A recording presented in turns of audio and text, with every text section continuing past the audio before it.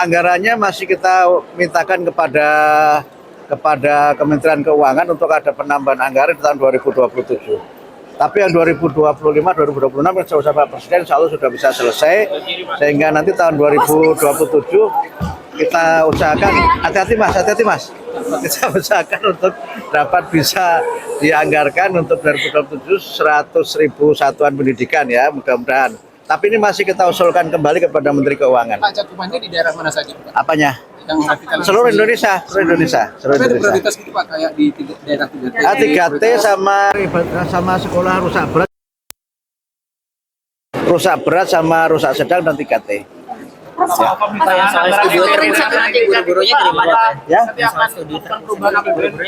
Studio terpusat guru-guru kami sendiri.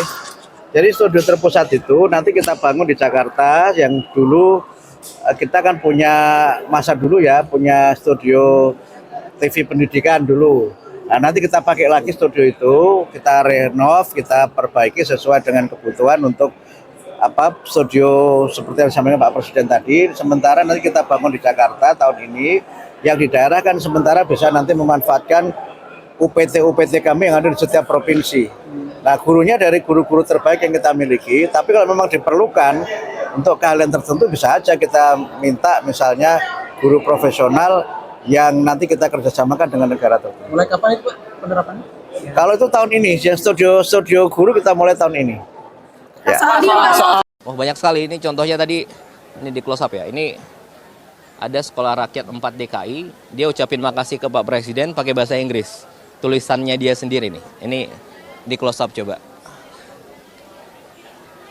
Intinya ucapan makasih ke Bapak Presiden, saya kira tadi bahasa Indonesia, ternyata udahlah tulisannya bagus, kemudian ucapinnya pakai bahasa Inggris lagi ke Pak Presiden. Ini salah satu contoh gitu ya. Dan saya perlu informasikan bahwa ini adalah bagian dari menindaklanjuti arahan Bapak Presiden Prabowo lewat Pak Seskap tadi untuk menambah penyelenggaraan sekolah rintisan di Jakarta dan sekitarnya. Salah satu tempatnya adalah di gedung ini milik Kementerian Perhubungan yang sehari-hari digunakan sebagai tempat pembelajaran Politeknik Penerbangan Indonesia. Kita berterima kasih ya. Dan yang dijangkau dalam sekolah rintisan tambahan ini adalah anak-anak yang sebagian tidak besar, tidak sekolah dan putus sekolah. Mereka kadang pada jam-jam sekolah itu mengamen atau mencari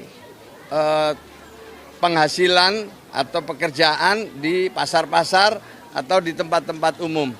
Ya, itulah yang dijangkau, dan 400 ya yang dijangkau di jalanan itu, 300 diantaranya setelah di asesmen memenuhi syarat untuk bisa mengikuti proses pembelajaran di sekolah rakyat. Sementara 100 diantaranya harus memerlukan masa penyetaraan atau matrikulasi yang akan kita tempatkan di sentra-sentra milik Kementerian Sosial. Mengapa? Karena sebagian diantaranya ada yang belum bisa membaca, ya, kemudian masih ada masalah-masalah kesehatan dan masalah-masalah lain. Nah, untuk itu ini saya berterima kasih Pak Teddy didampingi Pak Gubernur hari ini bisa melihat secara langsung salah satu titik tambahan untuk penyelenggaraan sekolah rakyat rintisan. Tadi sudah disampaikan, tahun ini sudah lebih dari 43.000 siswa sekolah rakyat. Tahun depan sesuai arahan Bapak Presiden kalau gedungnya jadi udah lebih dari 150.000 siswa sekolah rakyat dan akan nambah lebih banyak lagi setiap tahunnya.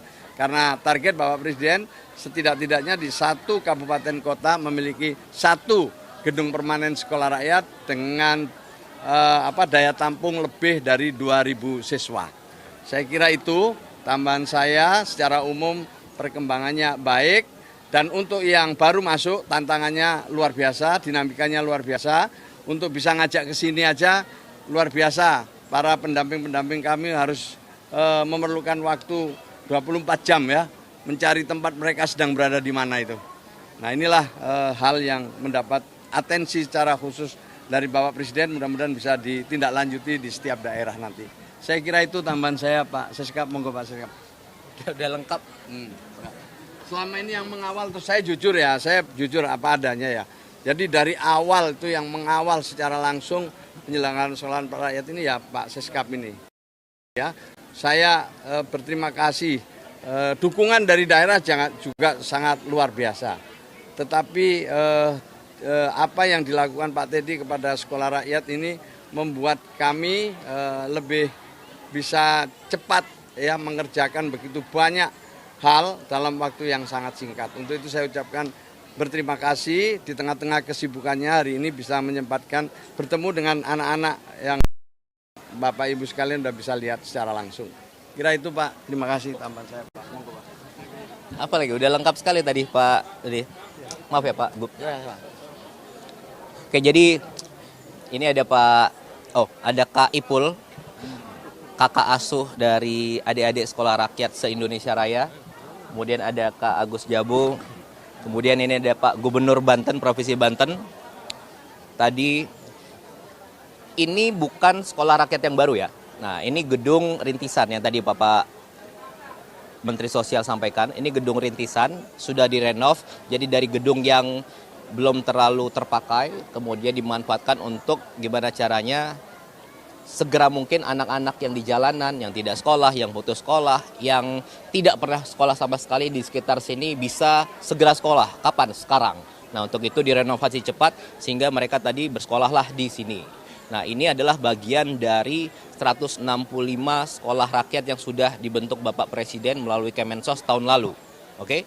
Kemudian tahun ini ada 100 bangunan yang baru yang kalau teman-teman media lihat di 100 kota kabupaten ada yang gedung-gedung besar itu yang lebih besar, lebih layak dan lebih memadai, ya itulah yang baru sekarang. Nah, alhamdulillah sekarang sudah 43.000 anak-anak di jalanan, anak-anak yang tidak sekolah sudah bersekolah kembali dan ke depan diharapkan semakin banyak dan khususnya di kota-kota besar di Jakarta, kemudian di sekitar Banten gitu ya. Kita menyadari banyak anak yang tidak sekolah, anak yang masih di jalan. Nah, itulah yang tidak diinginkan oleh Bapak Presiden. Jadi secepat mungkin mereka-mereka yang belum memiliki pendidikan yang layak segera disekolahkan, segera mendapat ilmu, segera diberi penginapan, makan, kesehatan, dan ilmu yang baik dan perlengkapan yang baik di sekolah.